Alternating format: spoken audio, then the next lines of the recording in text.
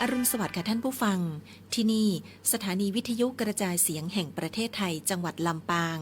สถานีเพื่อบริการข้อมูลข่าวสารหน่วยงานภาครัฐและท้องถิ่นที่เชื่อถือได้ถูกต้องรวดเร็วพร้อมพัฒนาคุณภาพชีวิตประชาชนชาวลำปางให้ดีขึ้นอย่างยั่งยืน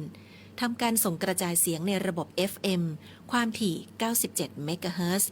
จากอาคารห้องส่งเลขที่ 420 ถนนพหลโยธิน ตำบลหัวเวียง อำเภอเมือง จังหวัดลำปาง ตั้งแต่เวลา 5 นาฬิกาถึง 24 นาฬิกา เป็นประจำทุกวัน มีนางสาวเดือนอินตะเป็นผู้อำนวยการสถานี ช่างเทคนิคประกอบด้วย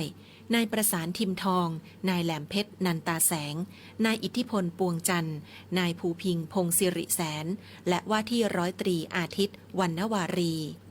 สำหรับผู้ประกาศประกอบด้วย นางกาญจนาอินทานายบรรหารสุยะ นางอัชราพรปวงจันทร์และนางสาวชุติการเหล่าชัยค่ะ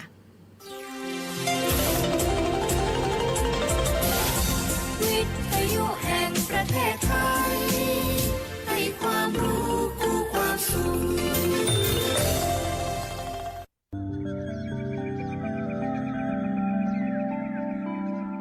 สถานีวิทยุกระจายเสียงแห่งประเทศไทยจังหวัดลำปาง FM 97 เมกะเฮิรตซ์เสนอรายการธรรมะยามเช้า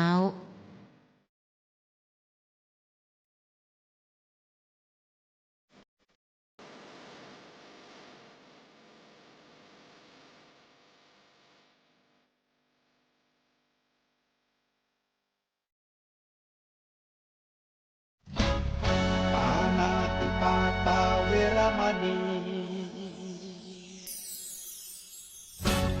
อทินนาทานาเวรมณีกาเมมุสาสุราเม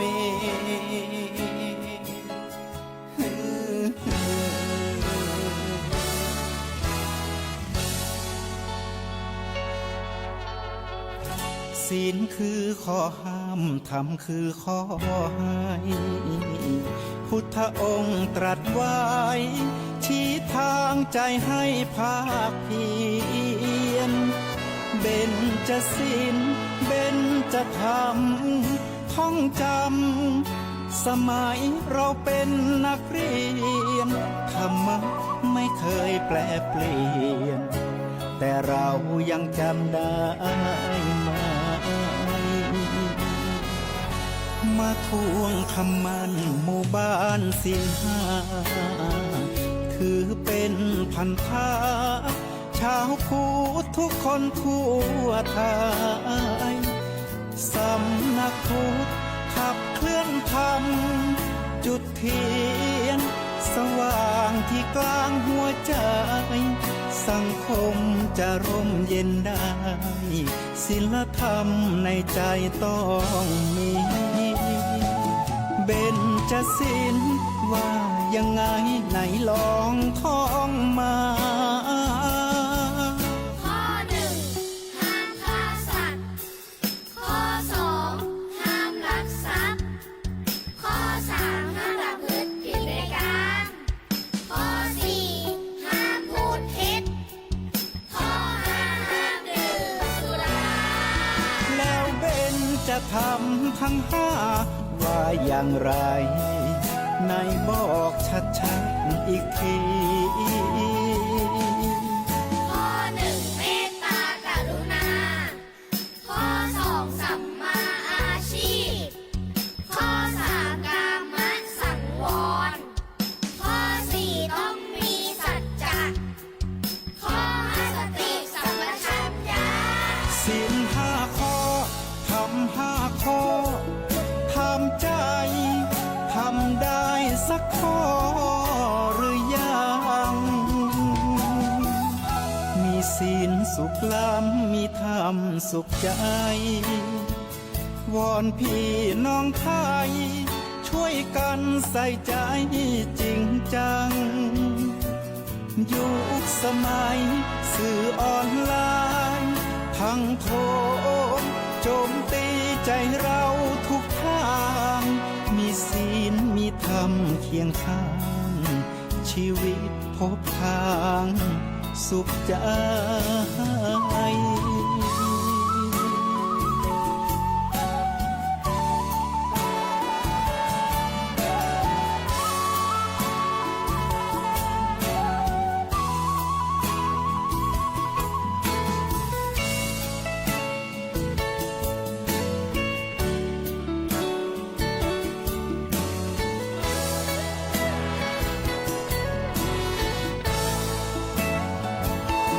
เบญจศีลว่ายังไงไหนลองท่องมา ข้อหนึ่งห้ามฆ่าสัตว์ ข้อสองห้ามลักทรัพย์ ข้อสามห้ามประพฤติผิดในการ ข้อสี่ห้ามพูดเท็จ ข้อห้าห้ามดื่มสุรา แล้วเบญจะทำทั้งห้าว่าอย่างไรในบอกชัดๆอีกที ข้อหนึ่งเมตตากรุณา ข้อสองสัมมาอาชีพ ข้อสามกามสังวร ข้อสี่ต้องมีสัจจะ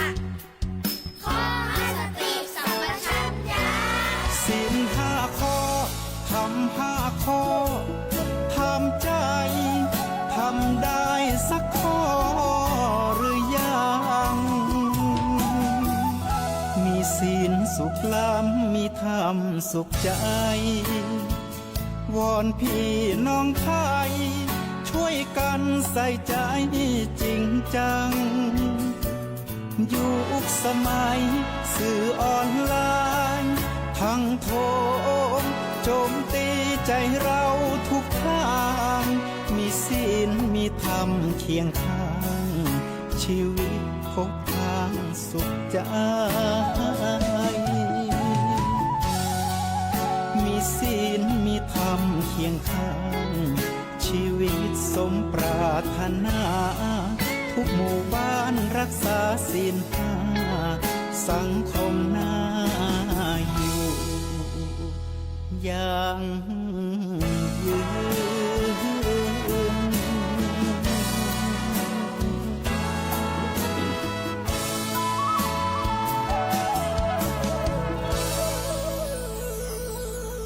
บาปและกรรมกระทำส่งชิด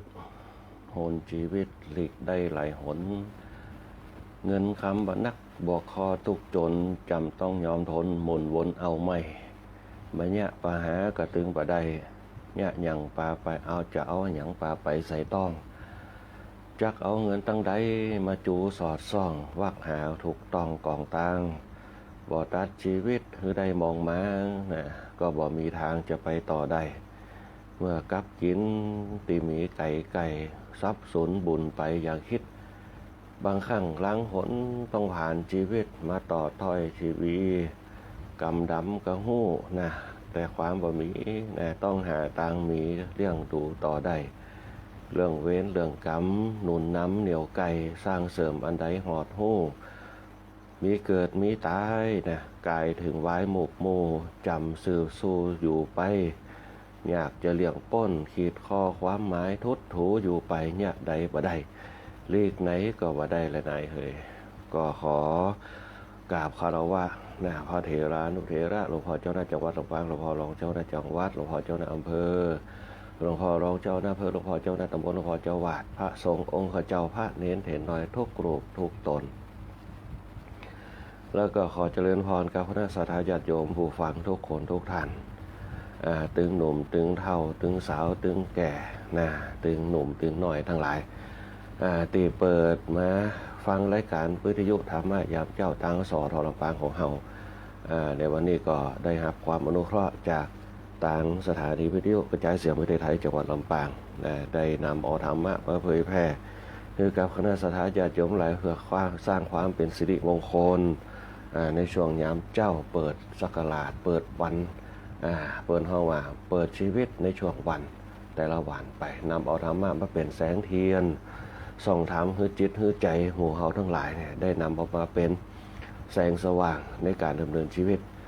กับคณะศรัทธาญาติโยมเจริญพรอนุโมทนาขอบคุณกับผู้อำนวยการสถานีโดยคุณเดือนอินตะเป็นต้น ฝ่ายรายการคุณกัญจนาอินทานะฝ่ายดีเจก้อยอัจราพรพวงจันทร์ดีเจต่อยดีเจ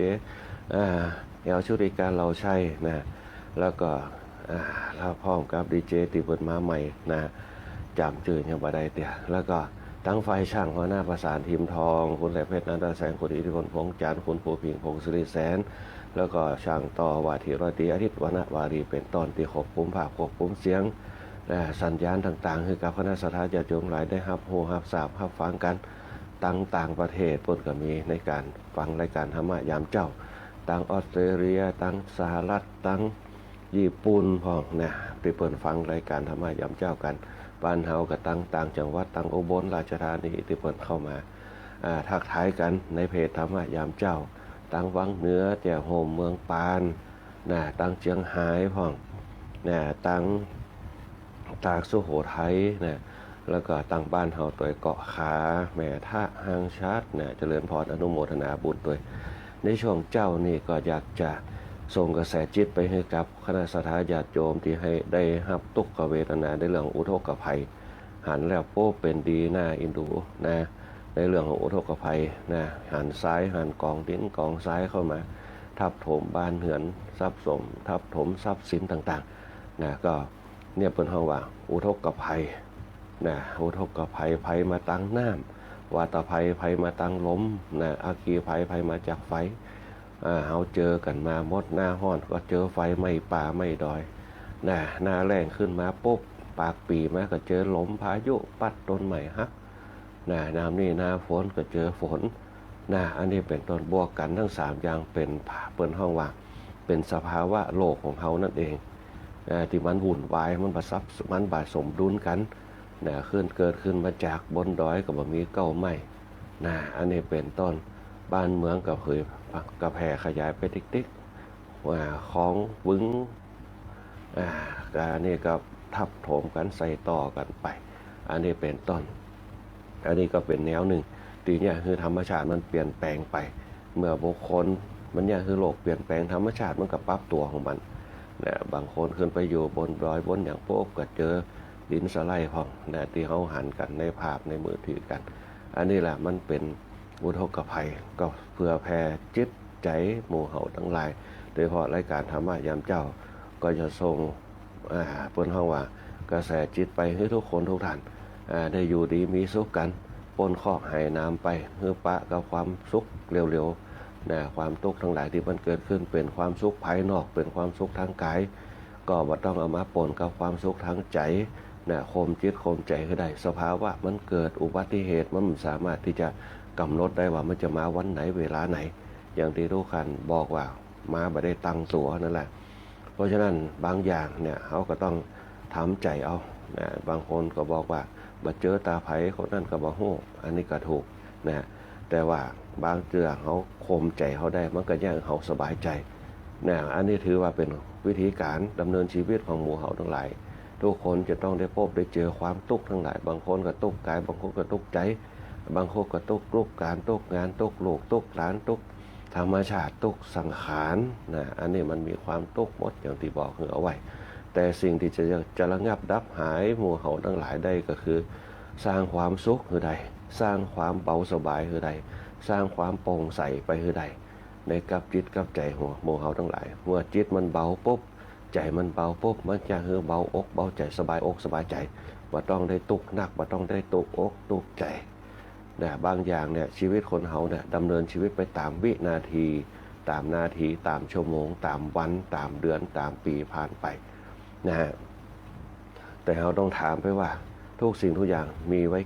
ว้แก้นะมันเป็นปัจจัยของมันที่เขาสร้างมันขึ้นมาในเรื่องของความทุกข์ของสิ่งมันเป็นทรัพย์สินภายนอกนะบางอย่างที่เขาซื้อมาปุ๊บถามว่ามันเป็นทุกข์ก็มันเป็นทุกข์แปลงบ้านมาอยู่ก็เป็นทุกข์นะจะต้องเพียวต้องพัดนะต้องดูแลบ่เพียวบ่พัดบ่ดูแลบ่ทนุบำรุงมันก็เนี่ยคือสุดโทรมแหละเนี่ยก็คือมันทุกข์เหมือนกันแต่สุขสบายก็คือมีที่อยู่อาศัยเป็นหลักเป็นแหล่งอันนั้นคือความสุขเนี่ยในสมัยตะก่อนเนี่ยโบราณมาเขาก็มีอยู่ในถ้ำอยู่ในหลืบอยู่ในตูบเอาใบไม้มาปูมามุ้งหลังคาพัฒนาขึ้นมาจนเป็นบ้านไม้จนเป็นตึกเป็นรามขึ้นมานี่แหละคือการพัฒนา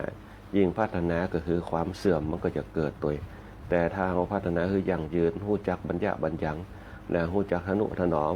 นะรู้จักทนุบำรุงมันก็เนี่ยคือความยั่งยืนมันเกิดนะเปรียบเสมือนในยุคปัจจุบันเนี่ยนะความยั่งยืนมันเกิดก็จริงแต่การทนุถนอมทนุบำรุงมันบ่มีเพราะทนุถนอมบำรุงมันไม่มีมันก็เกิดความฟุ่มเฟือยมันก็เป็นขยะไปนะเหมือนกับสิ่งของในยุคใหม่ที่เขาผลิตขึ้นมาเนี่ยนะมันไม่สามารถจะซ่อมแซมได้แต่มันมีหน้าที่เปลี่ยนอย่างเดียวมันเปลี่ยนไปตามยุคตามสมัยเพราะฉะนั้นเปลี่ยนสิ่งของได้แต่เปลี่ยนจิตใจที่จะให้เกิดความสุขเปลี่ยนจิตใจเนี่ยให้มีความตุกจะให้เกิดความสุขมันทำได้แต่เขาจะเนี่ยให้มันถาวรได้ก่อนอันนี้ขึ้นอยู่กับจิตขึ้นอยู่กับใจขึ้นอยู่กับพฤติกรรมแต่ละคนแต่ละท่านไปอันนี้ก็ขอส่งกระแสจิตโดยเฉพาะพลังจิตแต่ละคนแต่ละท่านที่ฟังรายการธรรมะยามเจ้าบางคนก็จะนั่งฟังรายการธรรมะยามเจ้าบางคนก็อยากกินกาแฟไปด้วยบางคนก็อยู่ในบ้านสวนบางคนก็อยู่ที่ล่างบางคนก็กำลังไปทำงานส่งกระแสจิตสักชั่วคราวหนึ่งนะตั้งเป็นเมตตาที่คุณหรือว่าเมตตาบารมีที่เขาได้ฟังธรรมตอนเจ้าเนี่ยแผ่ไปฮือกับตั้งแม่สายเปิ่นไปพ้องนะตั้งเจียงหายตั้งเจียงใหม่ไปตัวก็ขอให้เป็นอยู่นี้มีสุขสัพเพสัตตาเวลาโหนตุสัพเพสัตตาสุขิตาโหนตุคืออยู่ดีมีสุขอยู่เย็นเป็นสุขพ้นเคราะห์หายน้ำไปตุกที่มันผ่านไปขอให้มันผ่านพ้นไปนะวันนี้ก็วันที่16นะก็จะได้โจกใหญ่กลับขึ้นมาแต่ละคนแต่ละท่านไปก็ขอให้กรรมมากกรรมผาธนาของคณะสัตยาญาติโยมทุกคนท่านจงมีความสุขความเจริญมีสุขภาพร่างกายที่แข็งแรงมีโจกมีลาภปราบแป้ฆ่าศึกศัตรูต่างๆไปอันนี้ก็เพื่อแผ่ญาณบารมีให้กับที่เปิ่นได้รับทุกขเวทนาตั้งแม่สายเจียงไฮ้ตั้งอำเภอเทิงตัวตอนนี้เปิ่นน้ำกันไหลไปตั้งปุ่นหนองคายหมดละเนี่ยก็ห้องว่าภัยแห่งธรรมชาติภัยธรรมชาติภายนอกย้อนกลับมาถึงภัยธรรมชาติภายในของหมู่เฮาทั้งหลายคณะสัตยาญาติโยมทั้งหลายถึงวันนี้ภัยที่มันอยู่กับตัวเฮาคือภัยจิตภัยใจภัยกายที่มันกำกายเข้ามาเขาจะเนี่ยคือมันปลอดโปร่งโล่งสบายแคล้วขาดปัดเป่าไปจะใดก็คือหนึ่งจิตเขาต้องใสจิตเขาต้องมีความเข้มแข็งเมื่อจิตสดใสจิตเข้มแข็งเนี่ยใจมันก็จะทำงานได้อย่างมีระบบได้อย่างมีประสิทธิภาพจิตกับใจเป็นห้องเครื่องสำคัญเปรียบเสมือนรถถ้ามีหัวเทียนมันดีเครื่องมันก็เนียบมันไปได้นิ่งหัวเทียนมันสะอาดเครื่องยนต์มันก็ทำงานระบบตามปกติหัวใจมันก็เนี่ยคือทำงานได้อย่างมีประสิทธิภาพถึงน้ำถึงน้ำมันเครื่องทำงานรวมกันไปน้ำมันเครื่องก็เปรียบเสมือนกับเส้นเลือดดำเส้นเลือดแดงเส้นเลือดขาวถ้าเส้นเลือดดำเส้นเลือดแดงเส้นเลือดขาวทำงานตามปกติหัวใจเขาจะทำงานแบบมีประสิทธิภาพแล้วก็เนี่ยคือสติเฮาหมาสติเฮาดีสมัญญะเฮาดีกายสดใสใจเบิกบานจิตก็แจ่มใสตรงนี้เป็นต้นเพราะฉะนั้นหมู่เฮาทั้งหลายก็ต้องบริหารจิตให้ดีความจริงพลังจิตทุกคนมีดีหมดทุกอย่างโดยเฉพาะทางพระพุทธศาสนาเขาสอนเอาไว้สัจจิตตะวริโยธาปันนังทำจิตให้ผ่องใสเมื่อจิตผ่องใสมันจะยังให้เขาโล่งใจเบาใจสบายใจขึ้นมาสร้างเอโดฟินคือกับร่างกายคือกับจิตใจเขาตัวอันนี้เป็นต้นวันนี้รายการธรรมะยามเจ้าเนี่ยจะนำเอาเนื้อหาสารธรรมต่างๆบอกว่าจะเป็นเนื้อหาสารธรรมในเรื่องของการสร้างชีวิตให้เกิดความสุขสร้างมีเนี่ยคือชีวิตเรามีประสิทธิภาพในการเปิดห้องว่าในการต่อสู้กับสิ่งต่างๆในการต่อสู้เนี่ยฟังดูจนเหี่ยมหน่อยแต่การต่อสู้เนี่ยเปิดห้องว่าภูมิคุ้มกันเอาไว้ป้องกันเฮาเวลาเฮาเกิดอารมณ์โกรธอารมณ์โทสะอารมณ์โลภะอารมณ์โมหะอารมณ์ราคะต่างๆตั้งสติเฮาอย่าให้เกิดการยับยั้งชั่งใจนี่แหละคือการต่อสู้หรือการป้องกันบางสิ่งต่างๆเข้ามารบกวนจิตรบกวนใจเขาได้บอกว่าจะได้ก็ตามที่จะเจอด้วยตาที่จะหูด้วยหูที่จะได้ยินด้วยหูที่จะได้กินด้วยหูดังต่างๆเนี่ยเขาสกัดกันได้มันก็อย่างชีวิตเขาเนี่ยปล่อยได้โปร่งได้รับได้ตรงนี้เป็นต้น อันนี้ก็คือแนวทางหรือว่าวิธีการที่เขาจะใจทำมาเอาไปประกอบในการดำเนินชีวิตของเขาเนี่ยคณะสัตยาติโยมทั้งหลายวันนี้จะมาอู้ถึงเรื่องของปนเฮาว่าอริยทรัพย์ที่พาที่เขาติดเอาไว้คราวก่อนอริยทรัพย์เนี่ยปนเฮาว่าทรัพย์อันประเสริฐทรัพย์อันประเสริฐของคนเฮาเนี่ยในขณะที่เขาเป็นมนุษย์เนี่ยคนเฮาต้องการทรัพย์ภายนอกเยอะมากทรัพย์ภายนอกที่เขาต้องการเนี่ยเป็นเรื่องที่เราต้องการบางครั้งเขาเลยลืมทรัพย์ภายในไปความจริงทรัพย์ภายในเนี่ยมันมีอานุภาพมันมีศักยภาพที่จะเนรมิตต่างๆเกิดขึ้นสังเกตพอคณะสัตยาติโยมทั้งหลายการที่เขาจะมีฐานะมียศมีตำแหน่งมีบ้านมีจองมีอยู่มันอยู่ที่ทรัพย์ภายในของเขาแต่เขาไปมองทรัพย์ภายนอกเป็นใหญ่ว่าถ้าว่ามีเงินก็จะสร้างบ้านมาได้แต่ว่าเงินเกิดมาจากอะไรอย่างเกิดมาจากความคิดเกิดมาจากสติเกิดมาจากปัญญาที่เขาหาขึ้นมาเพราะเขาต้องเจือในเรื่องของทรัพย์ภายในเขาก่อนคนเขามาเจือทรัพย์ภายในไปเจือทรัพย์ภายนอกมันก็อย่างคือกามคุณมันเกิดราคะความใคร่มันเกิดโมหะความหลงมันเกิดโลภะมันเกิดขึ้นมาอยากได้ติ๊กอยากได้หนักมีนักสำได้ยิ่งดี แต่ถ้าที่สุดแล้วปุ๊บคณะสัตยาติโยมทั้งหลายทรัพย์ภายนอกไม่แต่ร่างกายเขาเขายังไม่สามารถนำเอาไปตัวได้เลยสิ่งที่สำคัญที่สุดคือการดำเนินชีวิตคนเราชีวิตคนเรามีองค์ประกอบอยู่3อย่างแต่บางคนเพิ่นก็บอกว่า2อย่างแต่เพิ่นเอามารวมกัน2อย่างเพิ่นเอาจิตกับใจมารวมกันจิตใจแล้วก็กายใจเป็นนายกายเป็นบ่าวความจริงใจเนี่ยก็คือหัวใจความจริงชื่อเต็มของเพิ่นคือจิตใจจิตเนี่ยจะอยู่ความรู้สึกในเรื่องของใจของหัวใจของเขาเพิ่นเลยเอาจิตใจมารวมเป็นใจคำเดียวตรงที่เป็นเมืองคำว่ามักง่ายแต่เขาบ่ใจคำว่ามักเนี่ยแต่เขาว่าง่ายๆเป็นคนง่ายๆนั่นแหละเป็นคนมักง่ายเพราะฉะนั้นคำว่าจิตเนี่ยกับใจเนี่ยจึงเป็นส่วนแยกเหมือนกับรถเหมือนกับเครื่องยนต์เครื่องยนต์เขาก็ว่าเครื่องยนต์แต่เขาไม่ได้บอกว่าหัวเทียนแต่ความจริงถ้าเขาบอกมีหัวเทียนมีจิตมันก็สตาร์ทรถมาได้เพราะคำว่าหัวเทียนคือตัวจุดระเบิดจิตของเขาก็คือตัวจุดระเบิดคือใจเขาทำงานเส้นเลือดทั้ง4เส้นมันไปทำงานไปเลี้ยงสมองไปเลี้ยงร่างกายอันนี้เป็นต้นแต่ร่างกายเขาเป็นองค์ประกอบภายนอกตรงนี้เป็นต้นเพราะฉะนั้นชีวิตคนเขาจึงมีองค์ประกอบก็คือใจกับกายที่เขาหู้กันแต่ส่วนลึกๆมันจะมีจิตเป็นสิ่งละเอียดอ่อนที่บังคับบัญชาการหัวใจใจเป็นนายกายเป็นบ่าวถ้าบ่มีจิตสติมันก็บ่มีเพราะโครงสร้างของจิตจะมีสติเป็นตัวกำกับอีกข้างหนึ่งเพื่อมันละเอียดขึ้นมาคนเฮาที่มีสติที่ดีปุ๊บจะบ่ประมาทจะบ่เลิศเลอ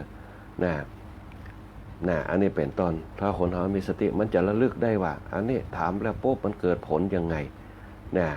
สัมปชัญญะมันจะวิเคราะห์ขึ้นมาความรู้ตัวมันจะวิเคราะห์มาเมื่อเฮาไปปาณาติบาตไปกระทบกระทั่งไปเบียดเบียน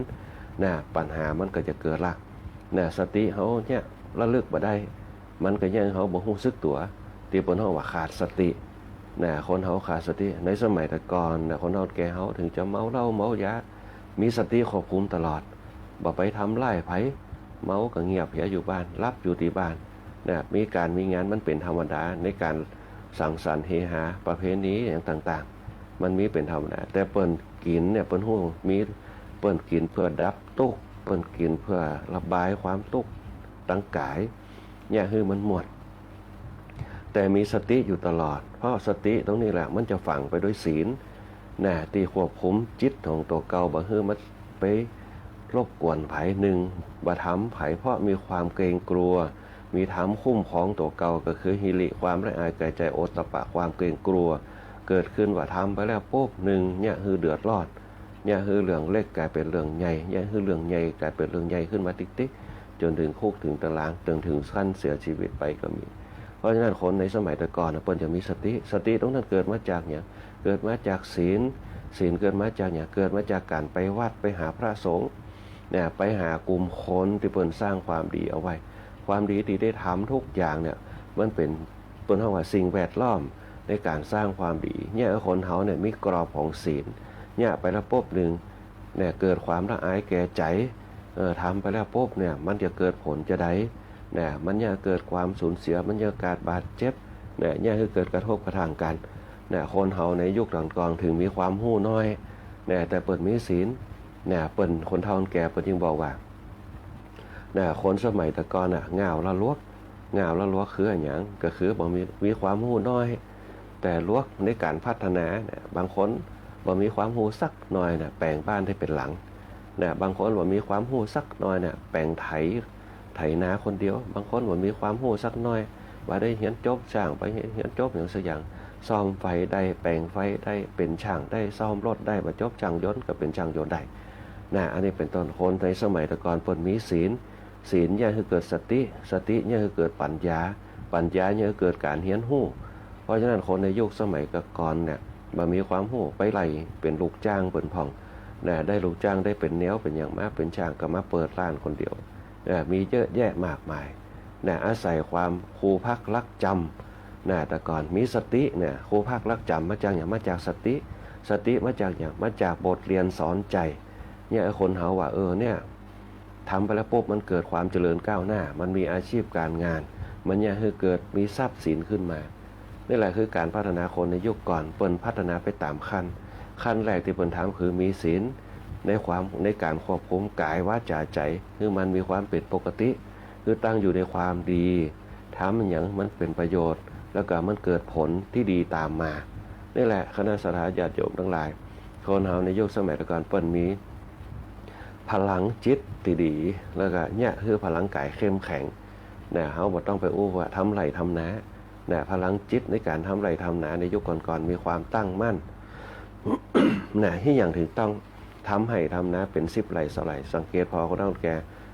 ที่อายุสัก50-60ในยุคเนี่ยลองมองย้อนกลับไปตั้งหลังพ่อหลวงแม่หลวงเขาเนี่ยนาเนี่ยเป็นไร่เป็นไร่เป็นไร่นี่มันใจว่าไร่ไร่เดียวนะฮะไร่เป็น10 ไร่20 ไร่นะควายเหตุตัวไถก็จะมีรถไถนะทำกันเพราะเปิ้นมีพลังภายในที่ดีพลังภายในที่ดีเนี่ยคนเฮาบ่เกียจข้านเนี่ยเฮามีความขยันขันแข็งต่อสู้มุมานะบากบั่นนะเพราะเปิ้นมีพลังภายในที่ดีก็คือมีความศรัทธาที่เป็นตัวเกิดจากปัญญาที่เปิ้นศึกษามาจากศีลมาจากทานมาจากภาวนาศีลทานภาวนาเป็นบารมีทั้ง3ตัวเนี่ยผลักดันเนี่ยเกิดความศรัทธาความเชื่อมั่นความเชื่อมั่นเกิดขึ้นศรัทธาพอมันมีในตัวโป๊กเนี่ยมันจะทำอย่างก็ได้มันแค่ปลายผมที่เขาจะทำเนี่ยบางคนมีความศรัทธามีความเชื่อมั่นในตัวเขาจะต้องแปลงบ้านอยู่ให้ได้เนี่ยบางคนเขาเอาไม้เป็ดต้นนะมันเหลาคือมันเป็นเหลี่ยมเป็นสี่เหลี่ยมขึ้นมาปุ๊บแปลงก้อนแปลงแปะแปลงคือแปลงหลังคามุ้งกับเบื้องบางคนแปลงบ้านด้วยมือตัวเก่าคนเดียวเพื่อเมียเพื่อลูกเพื่อหลานเพื่อปู่เพื่อญาติเพื่อตาเพื่อยายเปิ้นห้องวัดศาลาคณะสัตยาธิโยมเราทราบคำว่าศาลาเนี่ยมาจากพื้นฐานในการเปิ้นห้องว่าในการฝึกภาคปฏิบัติในการกระทำแล้วก็การมีสติระลึกได้ว่าเขาจะทำตรงนี้เปิ้นทำจะได้เอาไปศึกษากับเปิ้นไปเป็นลูกน้องเปิ้นไปเป็นลูกมือเปิ้นช่วยกันทำงานจึงเกิดพลังแห่งศรัทธาพอพลังศรัทธามันเกิดปุ๊บมันจะมีอานิสงส์ก็คือปัสสาทะความเลื่อมใสเมื่อศรัทธาความเชื่อมั่นมันเกิดความเลื่อมใสในตัวเก่านี้เขาต้องทำได้เขาต้องทำให้ได้ทำให้เสร็จนั่นแหละมันจึงเกิดกับคนในยุคเก่าๆโดยที่เราต้องทำเห็นไอ้อย่างที่มันสูงส่งว่าจะเป็นเสียนสูงมาป่านใดก็ตามคนเฮาเฮียนสูงมาต่อใดก็ตามแต่ถ้าว่ามีศีลธรรมไม่มีคุณธรรมมันก็นำชีวิตไปสู่ทางก้าวหน้าไม่ได้มันก็บ่ฮู้จักความกตัญญูกตเวทีต่อการใช้ชีวิตต่อไปในช่วงวันพุ่งนี้ก็จะเป็นวันแสดงความกตัญญูกตเวทีลองถามลูกหลานเฮาแต่ละคนคณะสัตยาธิโยมทั้งหลายว่าวันพุ่งนี้เป็นวันศีลเนี่ยมันเป็นวันสำคัญอะไรอย่างรับรองเลยว่าตอบมาได้สักคนอาจจะมีคนจะมีสักคนเปิ้นห้องว่าวันแสดงความกตัญญูกตเวทีที่ใหญ่หลวงที่สุดเปิ้นห้องว่าวันทำบุญเปตพีสำหรับคนที่ล่วงลับไป ตราบนานเท่านานเปรตผีผู้ที่ล่วงลับไปตราบนานเท่านานที่เปิ้นนึงบอกว่าบางคนยังบ่ได้พุทธได้เกิดเลยหลายเจนหลายจาตินรกที่บ่สามารถที่จะเปิดให้กลับมารับส่วนบุญส่วนกุศลเปิ้นเรียกว่านรกอเวจีหรือว่านรกโลกันเป็นนรกที่โทษหนักที่สุดบ่สามารถที่จะเปิดให้มารับส่วนบุญส่วนกุศลได้แต่มีวันนี้แหละเปิ้นเรียกว่าวันบำบุญเปรตผีนี่แหละสัตว์ที่ถูกจองจำเนี่ยในนรกเนี่ยที่ทำบาปนักอย่างเช่นฆ่าพ่อฆ่าแม่ฆ่าพระอรหันต์ทำลายเลือดตีนพระเจ้าออกฆ่าตัวเก่าพ่องจะถูกกักขังไว้ชั่วกับชั่วกันในวันนี้ก็จะได้มีโอกาสบางคนที่บนห้องว่าทำบุญทำบาปเล็กๆน้อยๆตีตายไปปุ๊บบ่ได้สร้างบาปนักแหมปีก็กลับมาเกิดแถบเดือนก็กลับมาเกิดแหม2 ปีก็กลับมาเกิดประเภทนี้บ่ต้องได้ถูกจองจำบ่ต้องได้ถูกนายริยบาลตัวใส่โซ่ตวนมาตัวบ่ต้องได้มาส่งมาหยังแต่มีสัตว์นรกบางตนที่อยู่ในนรกอเวจีในโลกโลกันเปิ้นฮื้อมารับส่วนบุญปีไหนฮื้อมาเหตุเตือหนึ่งแต่มาตั้งแต่เที่ยงคืนของอีกเที่ยงคืนวันจนถึงเที่ยงคืนวันพรุ่งนี้บางคนบอกว่าทั้งเดือนเลยเดือน12เพ็งทั้งเดือนอันนั้นเป็นเฉพาะคนที่มีโทษเบาที่พร้อมที่จะรับส่วนบุญแล้วกลับไปเกิดในบนโลกมนุษย์แถมข้างหนึ่งสิ่งที่จิตวิญญาณคนเขาต้องการคือการกลับมาเกิดเป็นมนุษย์กับเทวดาไผบ่ต้องการที่จะกลับมาเกิดในนรกในเปรตแล้วก็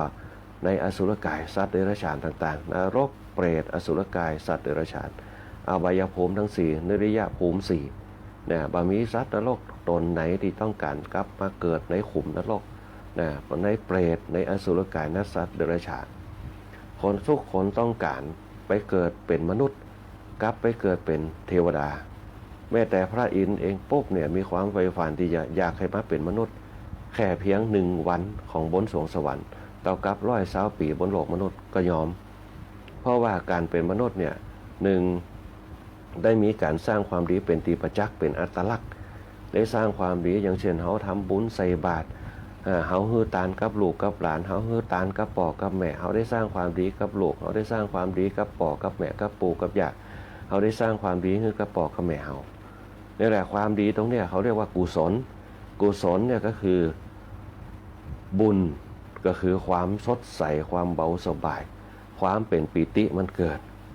เมื่อปีติมันเกิดคือความอิ่มใจมันเกิดเหมือนกับเขากินข้าวแล้วเขาอิ่มเขาบ่อยากอย่างละถามสังเกตพอคณะสัตยาติโยมละเขาอยากกินเขาอยากกินขนาดนักแต่พอเขาอิ่มแล้วปุ๊บเขาบ่อยากเอาอย่างสักอย่างพอละเอาไปอิ่มละแต่พอหิวอยากแหมความหิวคนอยากอาหารสปะสเปดอยากให้กินวัดเต็มโต๊ะนี่อยากเห็นแต่ถามที่จริงแล้วพวกกินอันอย่างเดียว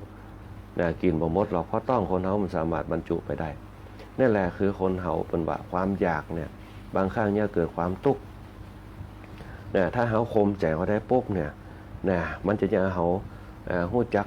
กำหนดฮู้จักประมาณฮู้จักกำหนดฮู้จักประมาณปุ๊บมันจะคือคนเฮาฮู้จักพอเพียงในการดำเนินชีวิตของหมู่เฮาทั้งหลายอันนี้เป็นต้นเพราะฉะนั้นคณะสัตยาติโยมหลายการสร้างบุญเป็นเฮาว่าการคือเกิดบารมีเมื่อบุญมันเกิดก็คือปีติมันเกิดปีติคือความอิ่มใจมันเกิดปุ๊บมันคือเฮายินดีกับสิ่งเหล่านั้นเหมือนกับเฮาหันบางคนบางท่านเปิ้นทำบุญกันเฮามีปีติไปพร้อมกันนั่นแหละเปิ้นเฮาว่าหาได้ยาก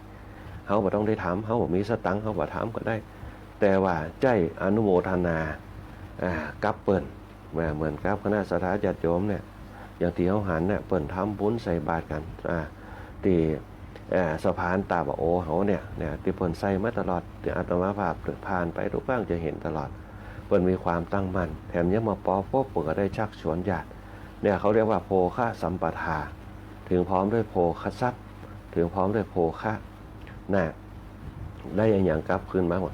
ได้ศรัทธาสัมปทาความถึงพร้อมด้วยความเลื่อมใส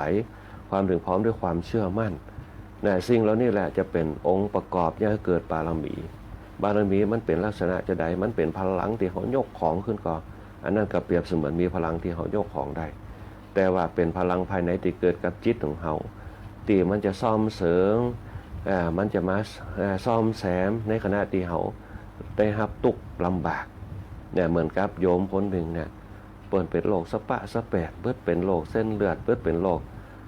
ฮิสโตพ่องเนี่ยร่างกายขยับบ่ได้เนี่ยเปิดมาฟังว่าเปิดเป็นปนทำบุญเปิดสร้างบุญสร้างกุศลแม้แต่ผ่าตัดหัวใจเส้นเลือดหัวใจตีบเปิดกับปกติขึ้นมาแม้แต่เป็นฮิสโตเส้นเลือดตีบในก้านสมองเปิดก็หายขึ้นมาได้นะไปผ่าตัดนะปีแล้วทั้งปีเนี่ย7 เดือนเนี่ยเข้าไปหาหมอตั้งผ่าตัดสมองผ่าตัดใส่สันหลังนะพร้อมกับเส้นเลือดตีบนะ7 อย่างนะที่เปิ่นฟังนี่แหละเขาก็เลยมามองภาพว่าเปิ่นได้สร้างบุญไว้บุญเนี่ยคือบ่มีอะไรอย่างเข้ามารบกวนเนี่ยอันนี้เป็นต้นเนี่ยเขาทำไปพระเจ้าเปรียบเสมือนบุญเหมือนกับรังสมีหรือว่ารัศมีรังสีที่มันจะแผ่ไปพลังภายในเหมือนกับท่านฟังธรรมะอยู่ตรงนี้ปุ๊บเนี่ย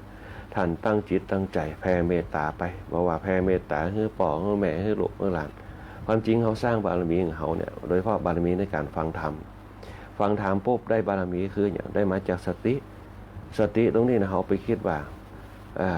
เปิ้นเฮาว่าสติคือความระลึกได้ก็เกิดความคิดขึ้นมาเอาสติตรงนี้ไปกำหนดในเรื่องของสภาวะกายปล่อยไปฟังเสียงนั้นอาจจะเกิดความรู้กับตัวเขาแต่ว่าเขาได้สมาธิได้สติในการฟังพอได้สติในการฟังปุ๊บมันแยกออกมาได้คือนี่คือการฟังเนื้อหาเกี่ยวกับอย่างเกี่ยวกับในเรื่องของศีลทานภาวนาเกี่ยวกับในเรื่องสมาธิปัญญาเกี่ยวกับในเรื่องบุญกุศลที่เขาได้สร้างไว้เกี่ยวกับบารมีเมื่อเขารวบรวมได้จิตอิระปุ๊บเนี่ยเขาก็มาเป็นกระบวนการในการสร้างความดีกับตัวเก่าในการที่อยู่กับตัวกับตนเนี่ยก็ถือว่าเขาได้สร้างความดีนะอย่างเช่นบางคนตื่นเจ้ามาได้สร้างความดีในอย่างบางคนก็บอกว่าไม่ได้สร้างความดีเลยเนี่ยเขาลืมไปว่าเขาตื่นเจ้ามาเนี่ยเขาได้สร้างความดีให้กับตัวคือหนึ่งอย่างน้อยก็คือตื่นมาเนี่ยรับอากาศเนี่ยสร้างความดีกับจิตของเขาเนี่ยเขามีสติแล้วเดินสร้างอากาศเย็นๆตอนเจ้าฝนตกไม่พบเหมือนกับหน้าหนาวเขาได้สูดอากาศเข้าไปให้กับใจของเขาละ2สร้างอุณหภูมิสร้างภูมิคุ้มกันบ่คือไอ้อย่างเข้ามารบกวนจิตเขาว่าวันนี้เขาจะตั้งความปรารถนาว่า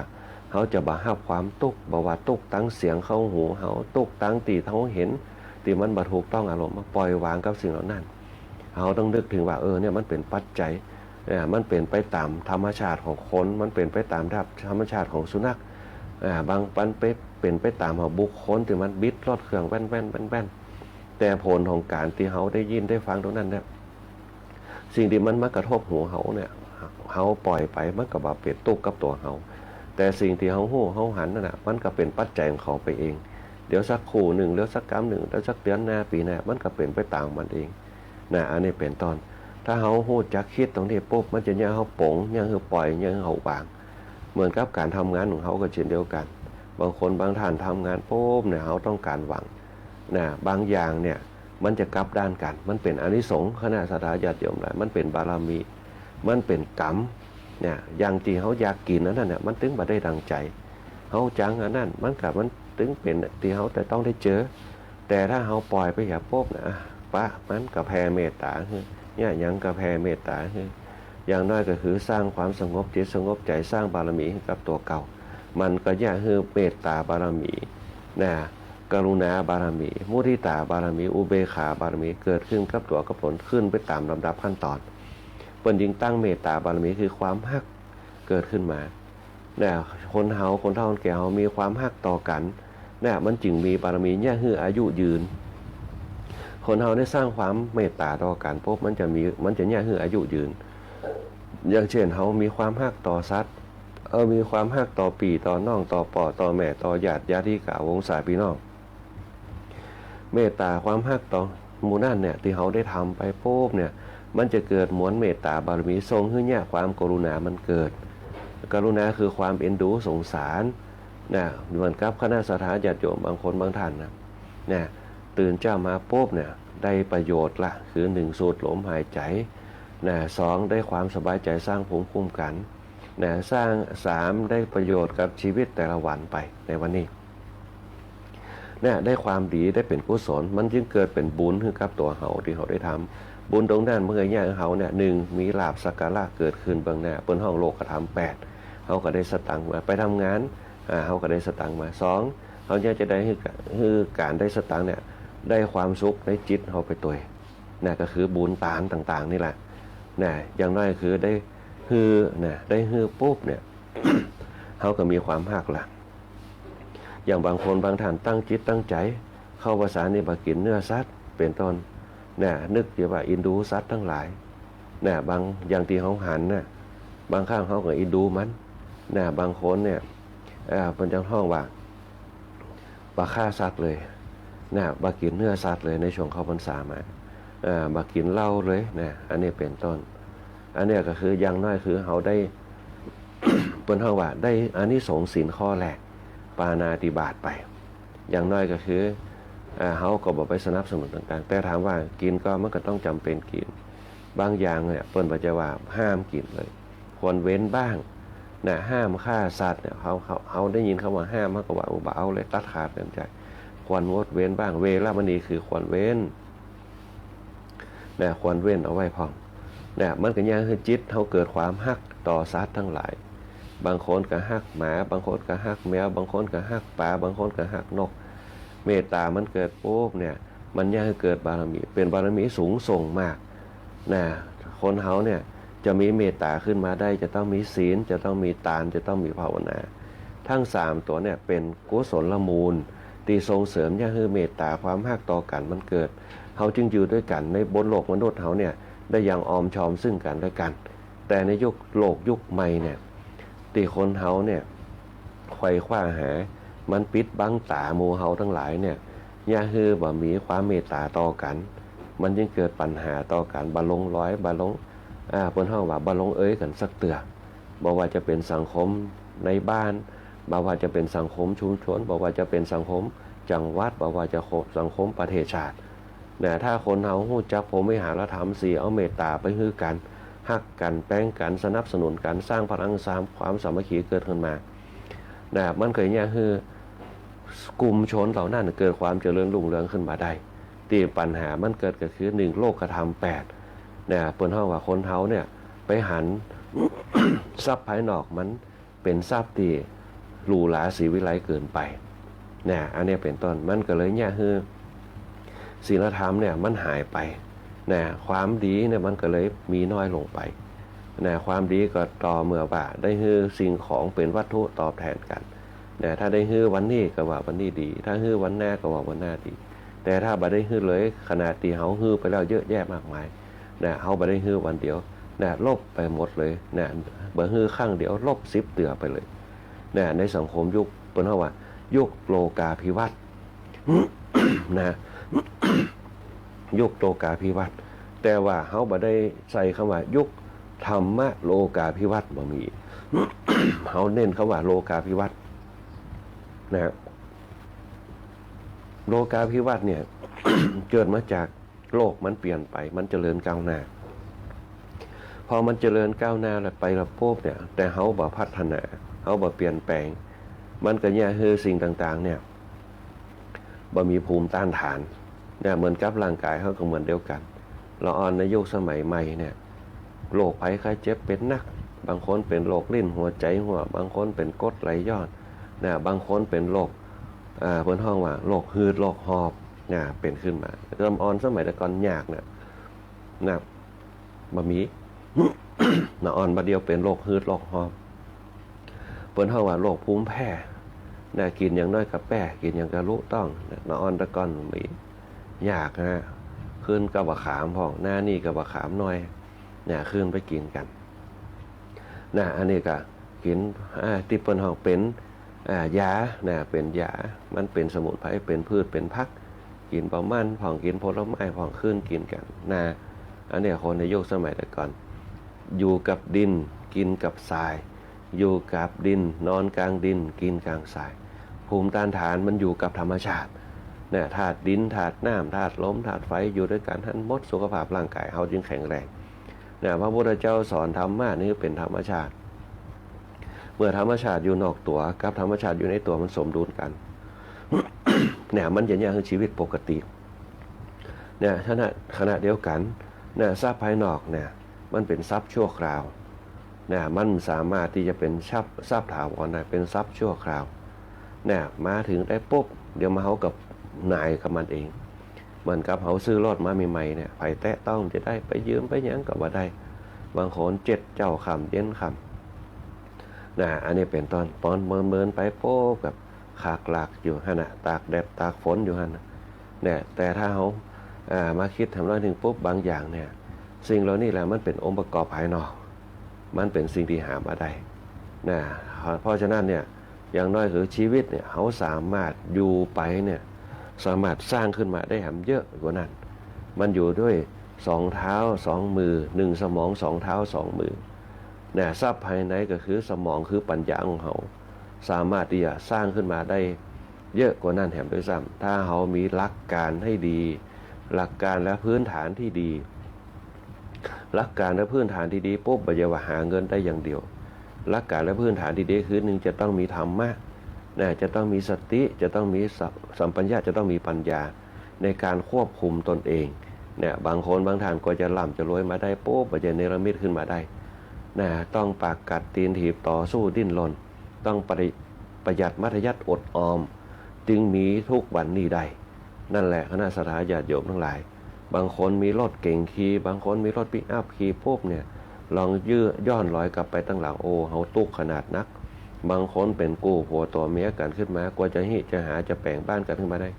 นะกอดบ่ขอเคียงบ่าเคียงไหลกันนะตุกยากมาจนถึงนี่ร่ำรวยขึ้นมาสร้างฐานะตัวเก่ามีบ้านมีจองมีธุรกิจเป็นของตัวเก่า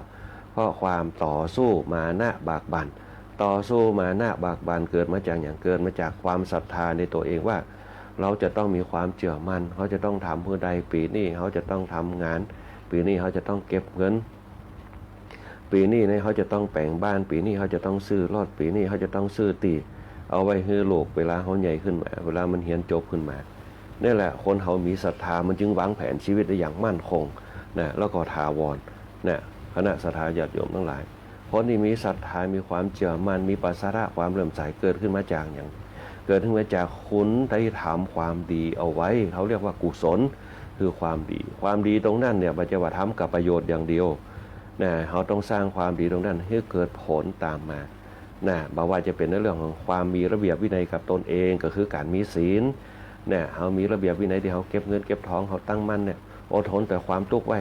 อดเปรี้ยวไว้กินหวานได้เพราะเขามีศีลมีระเบียบเขาจะลืมนะว่าธรรมะมันเกิดกับตัวเขาแล้วที่เขามีความตั้งมั่นมีความศรัทธามีความเลื่อมใสเนี่ยเพราะเขามีศีลมีระเบียบกับตัวเองมีระเบียบกับกายมีระเบียบกับวาจามีระเบียบกับใจนั่นแหละเป็นห้องศีลก็คือความดีที่เขามีอยู่2เขามีความให้โอกาสกับตัวเองก็คือทานที่เขาฮือเนี่ยเขาใส่บาตรก็เขาฮือทานกับนกกับหนูกับหมากับลูกกับหลานฮือตังฮือหยังยากกับเขาฮือกินน่ะเขาก็ฮือตานตรงนั้นมันจึงเป็นอันสงคือการให้โอกาส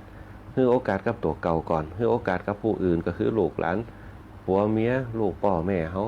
นั่นแหละการให้โอกาสก็คือปล่อยวางให้โอกาสกับเปิดให้โอกาส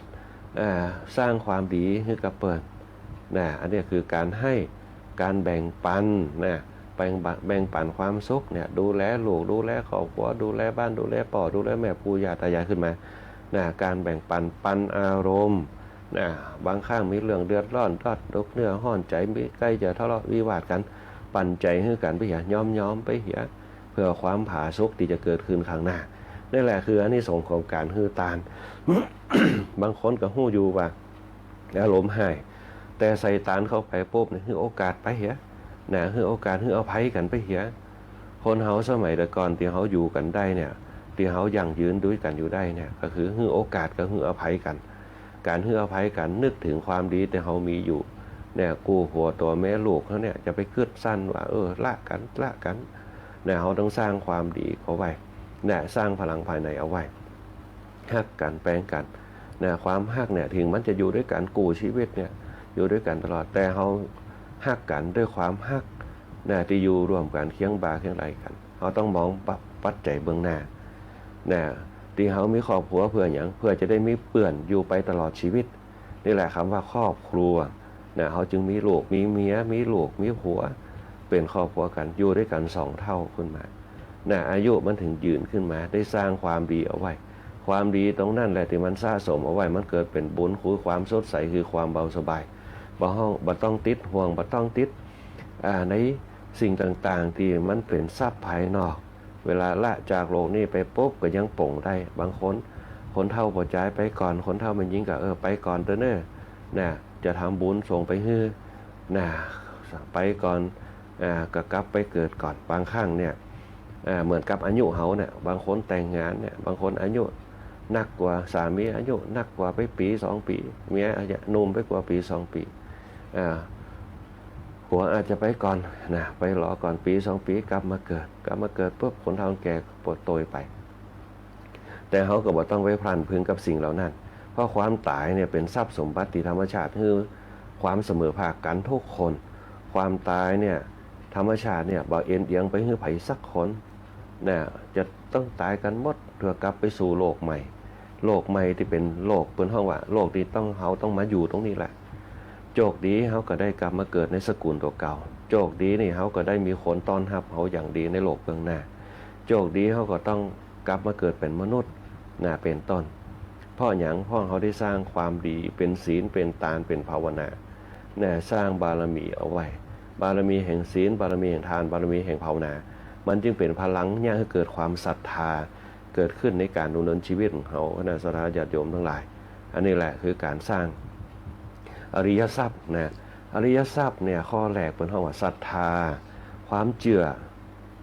ความเชื่อความเชื่อในตัวเก่าว่าเขาต้องสร้างสรรค์ความดีคณะสัตยาติโยมอาจจะมาเชื่อว่ามีความศรัทธาในตัวเก่าแน่นอนเพราะว่าอันก็คงจะบ่มีครอบครัวบ่มีบ้านบ่มีรถอย่างต่างๆเพราะมีความศรัทธามีความเชื่อมั่นเขาต้องทำงานเขาต้องมีเงินเขาต้องแปลงฐานะเขาผู้ใด ตู้ฐานะเขาผู้ใดกอปูฐานะเขาใดคือมีความเจริญ คืออยู่ดีกินดีคือใดอันนี้เป็นต้นนั่นแหละคือความศรัทธาพอความศรัทธามันมีอยู่ในตัวเขาจะไปละรถเนี่ยมันมีน้ำมันก็จริงเขาจะไปละหม้อน้ำถ้าเขาละหม้อน้ำไปปุ๊บมันจะได้กระตามมันก็ตึงไปบ่ได้เพราะนั่นชีวิตคนเขาก็เหมือนเดียวกันจะไปละธรรมะก็คือธรรมชาติจะไปละหม้อน้ำทางใจเพราะหม้อน้ำตรงเนี้ยมันจะเป็นตัวรอเลี้ยงน้ำมันคือมันขับเคลื่อนได้อย่างนิ่มตลอดเวลาเนี่ยเขานึกอุปมาเปรียบเทียบชีวิตคนเขาเช่นเดียวกัน เขาจะไปมองข้ามเขาทำงานไปทุกวัน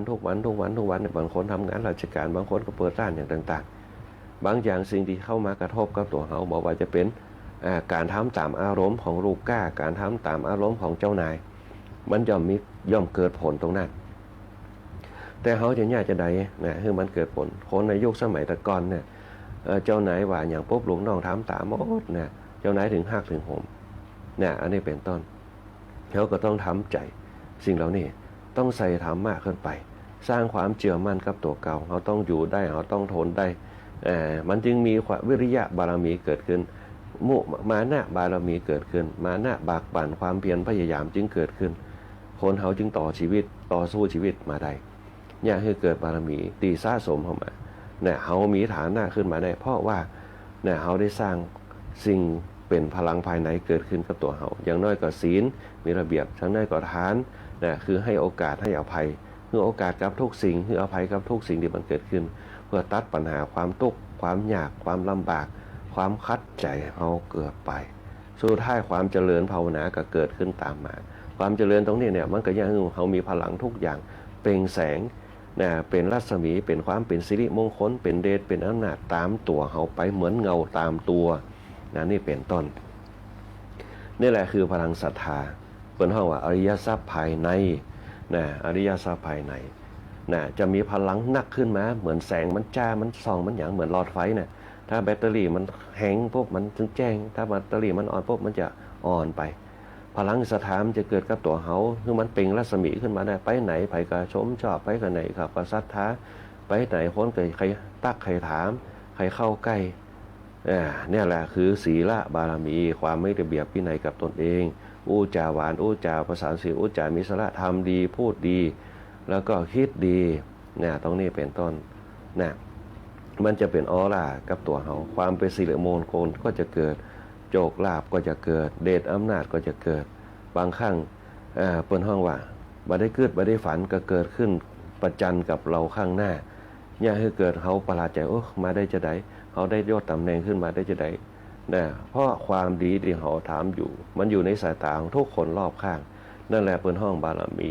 ที่มันเกิดขึ้นมาบารมีเกิดมาจากอย่างเกิดเขาบุญที่เขาได้สร้างขึ้นมาบุญเกิดมาจากอย่างเกิดมาจากประโยชน์ที่เขาได้ทำขึ้นมาประโยชน์นั้นเกิดมาจากอย่างเกิดมาจากการประพฤติปฏิบัติต่างๆการทำความดีนั่นเองนะที่มันสร้างสรรค์กันขึ้นมาเนี่ยเกิดพลังศรัทธาเขาจะต้องเปิ้นห้องว่าจะต้องคงไว้คือใด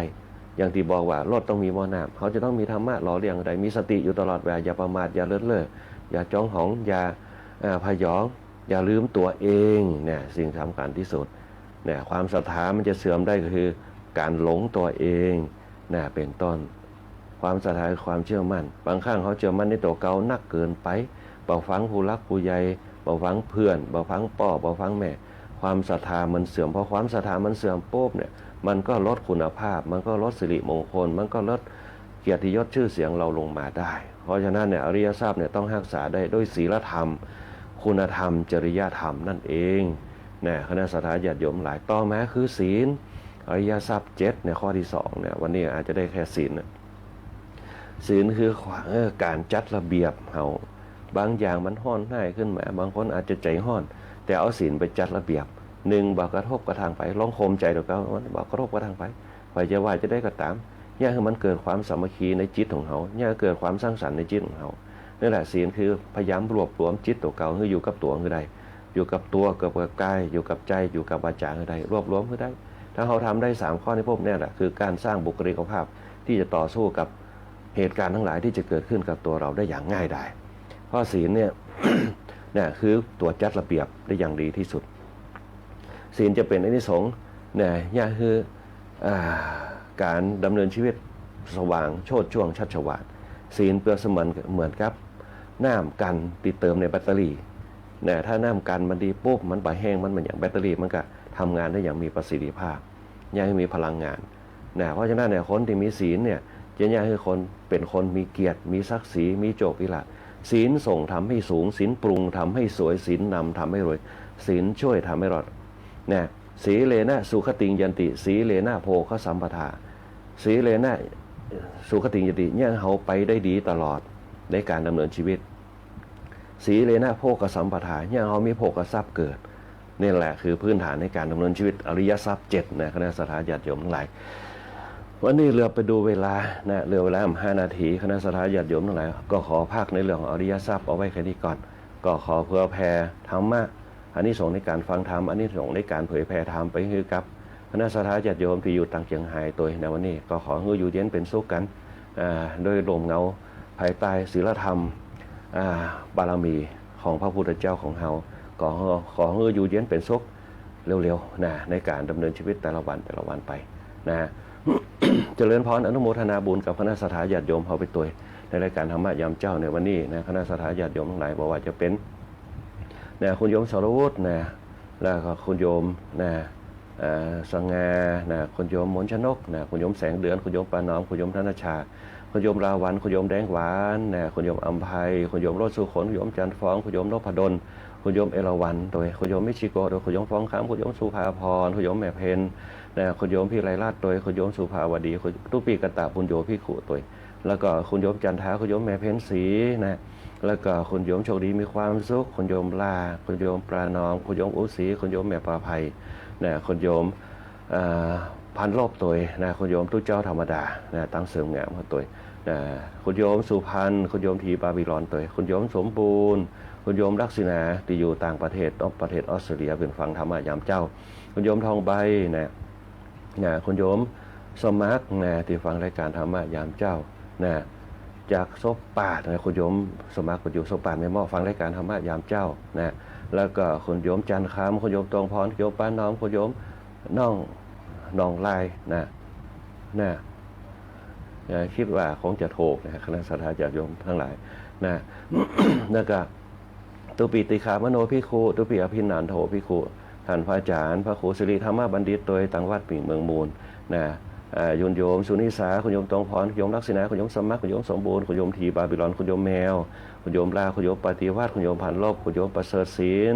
คุณโยมประภัยคุณโยมอุศรีคุณโยมนภัสสรคุณโยมปานอมคุณโยมสมสายคุณโยมจันมณีคุณโยมโชคดีมีความสุขนะคุณโยมแม่เพ็ญศรีคุณโยมสุภาพดีคุณโยมแม่วินิจคุณโยมยงยุทธคุณโยมพี่ไรราชคุณโยมบุญเที่ยงคุณโยมแสงละวีโดยคุณโยมสุภาพรโยมพองคำคุณโยมโซชาตินะคุณโยมหนิงนะคุณโยมเอราวัณคุณโยมวิชิโกคุณโยมศรีเรียนคุณโยมนพดลคุณโยมโรสุคนคุณโยมแดงวันคุณโยมลาวันคุณโยมปานอมคุณโยมดาวเหนือคุณโยมวิทวัฒน์นะคุณโยมสง่าคุณโยมแสงเดือนคุณโยมบนชนกคุณโยมธนชาคุณโยมสรวุฒิตัวที่ฟังรายการธรรมะยามเจ้านิจงตอนเจ้านี้พระครูวิทักษ์วรยานพระครูวิจารณ์วรการท่านพระครูวัดตาวิโมลตัวท่านพระครูวัดตาล่อห้วยหล่อตัวที่ฟังรายการธรรมะยามเจ้านิจงตอนเจ้านี้พระครูโสพลวัดสนองบงตัวฟังรายการธรรมะยามเจ้านิจงตอนเจ้านี้นักสถาญาติโยมตั้งประตูต้นพึ่งปานันทวดีตั้งบ้านสองแควเหนือนะบ้านนางแตนนะคนป้าปีนเพชรตั้งบ้านมอนหินแก้วตัวเนี่ยคณะสัตยาติโยมต่างบรรษัทมันต่อบ้านวังเป้าโดยฟังรายการธรรมะยามเจ้าวันนี้เวลาหมดเนี่ยหมดเวลาอาตมาภาพพระครูวิบูลย์ปริยัติยากรพร้อมครับหัวหน้าฝ่ายช่างในวันนี้คือหัวหน้าประสานทีมทองเนี่ยขอผมภาพขอหูเสียงขอเจริญพรลากับคณะสัตยาติโยมออกไปแต่เพียงขอความสุขความเจริญจงมีแด่คณะสัตยาติโยมทั้งหลายขอให้คณะสัตยาติโยมทุกคนทุกท่านจงมีแต่ความสุขความเจริญมีอายุวันหน้าสุขาภละปฏิภาณธนาสารสมบัติปราบแปรค้าซึกซัดสูต่างๆมีโจกมีหลักทุกผู้ทุกคนก็วันนี้ก็ขอเจริญพรติดตามรับฟังรายการธรรมะยามเช้าได้ใหม่ในวันและเวลาเดียวกันนี้ทางสถานีวิทยุกระจายเสียงแห่งประเทศไทยจังหวัดลำปาง FM 97 MHz